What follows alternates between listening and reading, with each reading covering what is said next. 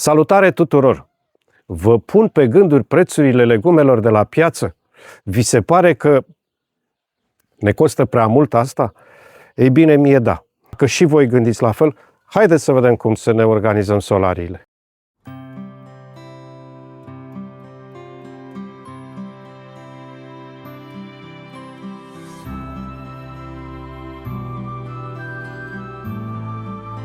Am terminat de așezat pământul în solar. Am încorporat gunoiul de grajd bine macerat de dinainte. Am făcut un tratament solarului cu un insecticid și un fungicid. Așa este bine la fiecare început de an. Și acum urmează să mi-l planific. Haideți să vă spun cum gândesc eu. Solarul meu are aproximativ 150 de metri suprafață. 8 metri lățime pe aproximativ 18 metri. Gândesc să fac răzoarele pe verticală. Răzoarele, bineînțeles, pe care să însămânțez și să plantez. Ca și orientare, sudul îl am în dreapta mea. Trebuie să țin cont în primul rând de direcția soarelui. La prânz, soarele îmi vine cel mai puternic dinspre dreapta. Asta înseamnă că plantele care vor crește mici în înălțime trebuie să le pun pe dreapta, astfel încât cele care vor crește mari în înălțime și care vor fi pe stânga să aibă parte de soare și ele la rândul lor. Dacă aș pune plantele mari aici, le-ar umbri pe celelalte, ținând cont de rotația luminii.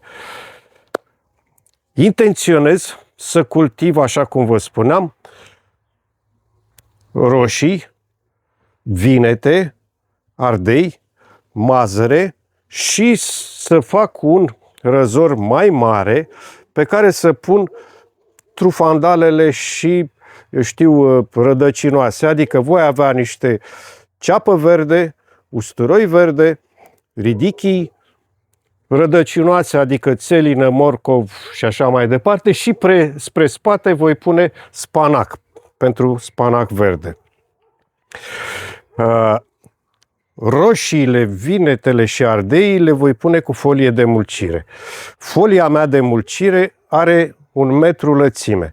Trebuie să țin cont de asta atunci când dimensionez răzoarele pentru roșii, ardei, vinete și gogoșari. Asta înseamnă că voi face 3 răzoare mari de 1 metru lățime. Al 4-lea pentru mazăre, și mazărea am să o pun tot cu folie de mulcire și atunci am să o fac și pe aia de 1 metru. Deci voi avea 4 răzoare de câte 1 metru lățime și încă un răzor mai mare pe care am să-l fac de 2 metri lățime pentru ceapă, spanac, salată și așa mai departe. Eu mi-am pregătit aici niște bețe, acesta are 1 metru și acesta are 40 de centimetri. Mi-am marcat răzoarele. Am lăsat interval de 40-50 de centimetri, pentru că plantele apoi trebuie să fie aerisite. Spuneam noi cândva că rarul umple carul. Trebuie să avem aer, să nu facem boli. Da?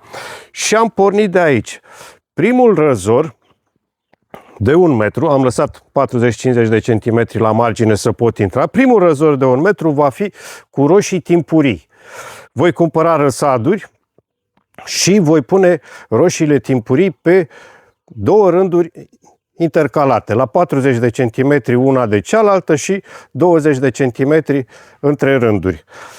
Peste ele voi veni cu un tunel, ținând cont de faptul că noaptea e posibil să mai avem temperaturi joase și nu vreau să ard răsadurile, să fie afectate de frig, voi veni cu un tunel. O să vă arăt la momentul oportun cum pun eu tunelul.